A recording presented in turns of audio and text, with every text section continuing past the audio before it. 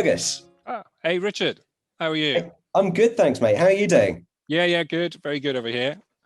Thank you very much for joining us.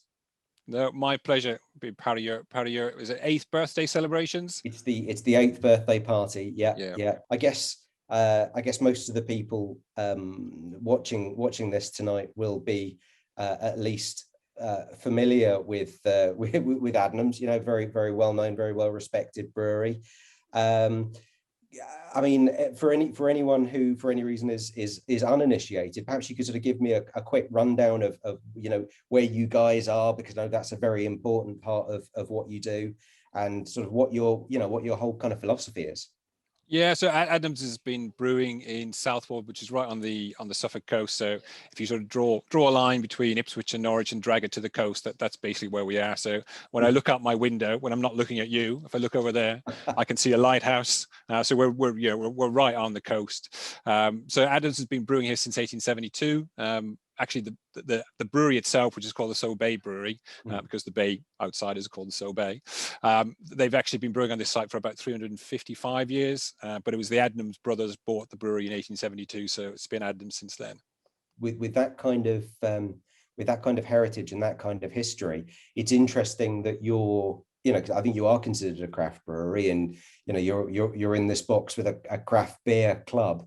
How have you, as a brewery, kind of navigated the whole craft beer revolution, and where do you feel that you sit in it? Well, I guess we've always tried to take the view that tastes change over time, and that any brewery that's going to be around for the length of time that Adams has already been around has already had to change tack multiple times already. So if we've got lots of old brewing books, so we've got brewing recipes going back to 1872, but we've got books on show from 1872 right through to sort of the 60s, 70s. And if you look through those books, at lots of points in time, you can see there's a change. So, back in 1872, most of what we brewed was mild of some sort. Lots of different types of mild, going up from sort of 3% up to maybe 7-8%. But it was majority mild.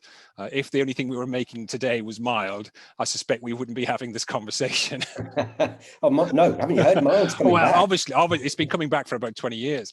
But yeah, Adams would be a very different brewery if it had never changed. So, like every brewery, I think you have to change over time, and that's obviously interesting as a brewer, because if you the only thing you're ever doing is brewing the same style of beer, then it becomes quite monotonous and a bit boring. There is a bit of, I guess, part of me does think there's a bit of sort of skill in that, and sort of just having one beer, and you keep, like all value, you have one beer and you just keep making that one beer better and better and better. So there is something to be said for that. But actually, in terms of creativity and trying to use new ingredients and look for new flavors, then yeah, that's interesting as a brewer. So I'm very glad that we do keep trying things, and any brewer that stops trying things I think is probably not here for the longer term. No, it's good answer. Okay, speaking of applying sort of traditional skills to interesting new beers, tell me about Nevermore. Yeah, so Nevermore, which is what I'm drinking now. Lovely. I should get onto one really. But yeah. So Nevermore was a collaboration we've just done with Thornbridge, and I think the idea, we started thinking about it sort of last year, I guess. Well, probably a bit earlier than that, but I guess over the years, Adnams has moved away from using primarily English hops. So Ghost Ship's our best seller, and has been for a couple of years now, which is primarily sort of Citra hop driven, which is obviously from the US. And we've always liked the idea of using local raw materials. So all the malted barley we use is all from sort of Suffolk and Norfolk, and grown and malted in Suffolk and Norfolk. But hops have become this one key raw material that sort of seemed to go further and further afield. And there are obviously reasons why we can't grow Citra here and get the same flavors. So you sort of have to go to where those flavors come from. And in Citra's case, that has to really come from America. But I think we felt we should be using more English hops. And there are some really great new varieties coming through. So Dan is sort of our lead brewer, and he's been really sort of pushing, sort of looking at new hops.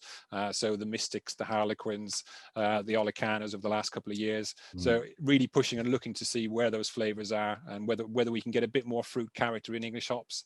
And I think some of those new varieties are really, really starting to deliver on that promise. So it just seemed like a really good opportunity to start promoting English hops a bit more. And particularly, I guess, the reason I mentioned last year is that obviously the sort of pandemic. We have to talk about it at least once, I guess, during the conversation. Oh, we don't. No. Yeah, no, go for it. But I think a lot of English hops are used in cask beer, particularly. And cask beer obviously has taken the biggest hit of any of sort of any format over the last year. So I think a lot of English hops have sort of, the demand has gone way down, and there's a huge surplus of English hops. So I think we partly for that, we wanted to celebrate English hops a bit more, talk about English hops a bit more, because I think there is a danger that if the sort of volume of English hops drops below a certain level, then it stops becoming viable for anyone to grow and sort of process those hops in the UK, which would be an absolute shame. So that was some of the reasons why we wanted to do it. And then we sort of wanted to sort of look at some of the, in terms of the style of beer, we thought that sort of black IPA sort of style would work quite well in sort of showcasing the hoppy character of some of those, but also talking about some of the malt characteristics. And Dom and Rob at Thornbridge were very keen not to brew another pale hoppy beer, so we thought we'd do something darker. No, that's great. I mean, it's an interesting beer to be using these kinds of hops and these kinds of techniques in. Yeah. I think it works really well. I think you get lots of that robust sort of porter character. So I probably didn't say, but it's a sort of India porter. Yeah. So the idea that it is a hoppy porter, so it does have a bit more roast character than maybe a black IPA does. So it has a bit more of that chocolate and coffee going on, and then on top of that you get that sort of fruit, some of that sort of stone fruit, that sort of apricot, a little bit of peach character, and then a bit of grapefruit as well. Well, thanks very much for taking the time to talk to us tonight, Fergus, and enjoy the rest of your day now, evening, when we actually watch this. Yeah, all right. Well, happy birthday for when it is happening, which is obviously right now without you watching it. Cheers. Oh my God.